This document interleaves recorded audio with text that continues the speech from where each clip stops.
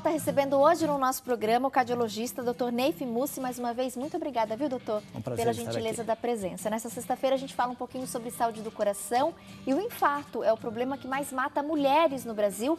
Por isso a gente está dando hoje um destaque especial, que a gente possa conhecer os sintomas, cuidar do corpo, prevenindo o infarto e que a gente possa também aprender mais sobre o tratamento e às vezes mudanças de hábitos que a gente pode ter aí no dia a dia para de fato conseguir uma prevenção efetiva.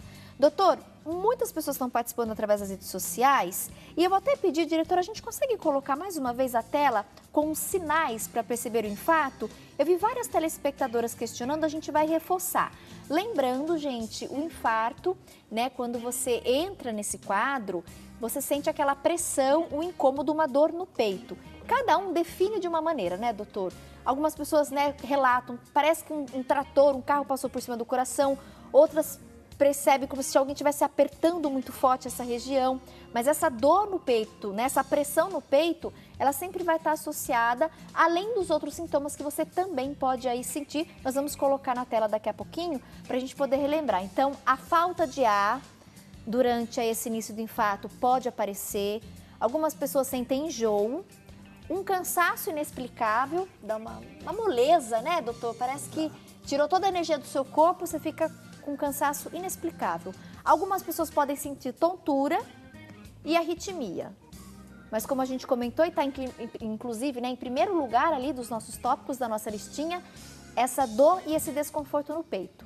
Isso sempre vai estar associado, além desses outros sintomas que algumas pessoas podem ou não apresentar. Sim. Em relação à alimentação, Luciana Gonçalves Menezes participou conosco, ela é de Americana, São Paulo. Beijo para você, Lu. Obrigada pela audiência, viu? Tá sempre aí acompanhando, curtindo nossas fotos. Agradeço o carinho também pelas redes sociais. Doutor, existem alguns alimentos que a gente pode consumir mais para cuidar, pensando na saúde do coração e prevenir o infarto? Oh, mas é claro, a alimentação é um dos fatores mais importantes, dos mais importantes. Sabe-se que pelo menos dois fatores, além da hereditariedade, então a gente tem que considerar para o infarto a hereditariedade, a histórico familiar, as pessoas, famílias que têm infarto com muita frequência, com uma incidência muito grande ali, tem maior chance. A outra é a alimentação, uma alimentação inadequada. Quais são os alimentos adequados para se prevenir o infarto? São aqueles alimentos saudáveis, alimentos que levam a qualidade de vida para nós.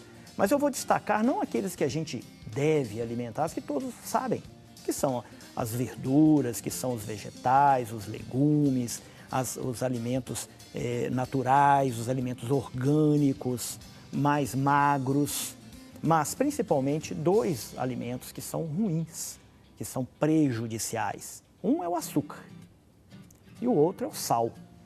Então são dois alimentos que realmente trazem mal e podem prejudicar qualquer tipo de alimento. Então, às vezes, a pessoa faz uma alimentação super bacana, orgânica, com vegetais, com legumes e taca sal ali. E na sobremesa é uma sobremesa riquíssima em açúcar, sobretudo o açúcar refinado. Então, realmente, isso sim é ruim para o organismo. O problema é o excesso do açúcar e do sal. Seriam os dois grandes vilões. Dois grandes vilões. E, principalmente, o excesso alimentar. Porque o excesso alimentar ele vem ocasionar a obesidade. Nós estamos passando por uma epidemia de obesidade. E essa obesidade, a obesidade em si, ela é inflamatória no organismo. Ela inflama o seu organismo e é capaz de inflamar as suas artérias. Inflamando as suas artérias, ela pode ocasionar obstruções nas artérias, a obesidade em si. Além do que a obesidade, ou seja, alimentar-se muito, fazer pouca atividade física, consumir muita caloria e gastar pouca caloria é igual a obesidade. Obesidade aumenta a glicose, aumenta o colesterol, aumenta a pressão e inflama as artérias. Agora tem uma conterrânea minha participando, Maria Rosa, ela é de Indaiatuba. Beijo para você, beijo para todos de Indaiatuba. Doutora, ela diz o seguinte: Tati, fiquei muito preocupada acompanhando a entrevista de vocês, mas que bom que vocês estão abordando sobre isso.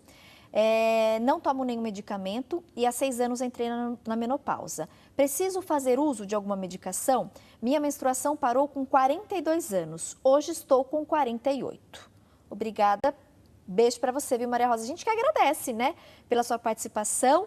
Doutor, Maria Rosa, 48 anos, desde os 42, não tem mais menstruação. Ela precisa fazer uso de algum medicamento? Olha, Maria Rosa, você está há 6 anos com o seu fator protetor estrogênico baixo, ok?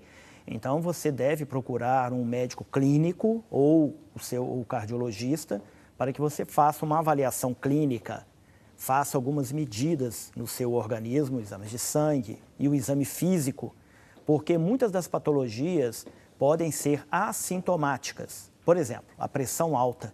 Muitas vezes a pessoa tem a pressão alta e não sente nada, e isso pode levar a complicações. Outros dados também que são assintomáticos é o colesterol alto. Às vezes você tem o colesterol muito alto e não sente nada.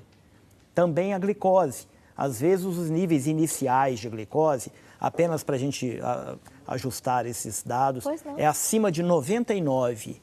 A glicose nossa no sangue em jejum deve ir até 99 miligramas por decilitro. Acima disso, já é um estado de glicemia aumentada, glicemia de jejum alterada. E acima de 126 já é considerado diabetes mellitus, se isso se confirmar em outras medidas. Então, a glicose, quando ela está elevada, por exemplo, 110, já está aumentada. Ainda não configurou diabetes, mas a pessoa nada sente. Mas isso é prejudicial. Então, eu aconselho que você procure o médico clínico para fazer a entrevista clínica, ou seja, ele vai conversar com você, vai examiná-la e vai solicitar alguns exames complementares. Só assim você vai saber se precisará ou não do uso da medicação. A gente tem uma participação aqui que acaba sendo um desabafo também. A Helene Cristina, beijo para você, viu, Helene? Ela comentou: Tati, de tanto estresse que a gente passa, que muita gente acaba infartando. O estresse também é um fator importante, doutor? Olha, Tati, interessantíssimo. Essa é uma pergunta magnífica. Essa telespectadora foi muito feliz, a Elaine. Beijo, Elaine. Muito bom você ter feito essa pergunta. O estresse é hoje um dos grandes fatores para obstruir as artérias coronárias, ok? Então, eu havia dito que nós temos 3 fatores importantíssimos antes desses fatores de riscos todos, que são a hereditariedade, a alimentação inadequada e o estresse. Então, hoje, cada vez mais, eu que cuido de muitas pessoas infartadas, dentro de uma unidade cardiointensiva, no pronto-socorro, eu recebo lá as pessoas. Cada vez mais nós estamos pegando pessoas jovens, faixa de 30 anos, 35 anos, movido pelo terrível estresse, pelas ansiedades, depressão, principalmente pelo momento tão difícil porque passa o Brasil neste momento, nesses últimos anos, e com tantas notícias ruins que têm ocorrido, como, por exemplo, as que ocorreram recentemente agora em São Paulo, no dia 1º de maio, foram 2 eventos assim, de gravidade lá no centro da cidade e também no Parque Ibirapuera, né, que foram praticamente ao mesmo tempo.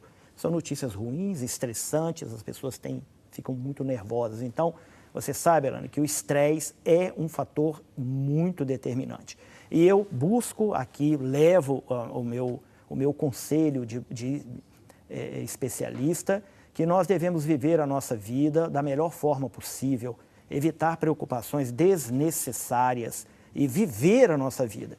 Porque hoje, neste momento, nós estamos muito estressados. O Brasil está estressado, o Brasil está tenso, ansioso. As notícias que vêm para nós só têm sido notícias ruins, mas a gente precisa saber que a gente tem outros caminhos, outras coisas boas, e a gente vivenciar a parte melhor do que o Brasil nos oferece, do que a nossa vida nos oferece, a nossa família, a nossa religiosidade, os nossos amigos, os nossos amores, o nosso trabalho com qualidade. Ao invés de ficar vivenciando a parte ruim vai levar à doença.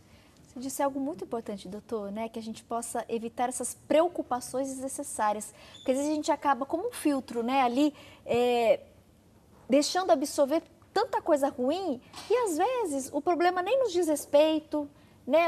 A gente tem às vezes mania de querer absorver, né, tudo de ruim e atrair tudo para si. Não perca o seu tempo e a sua saúde, a sua sanidade mental, entendeu? Absorvendo o problema que não é seu.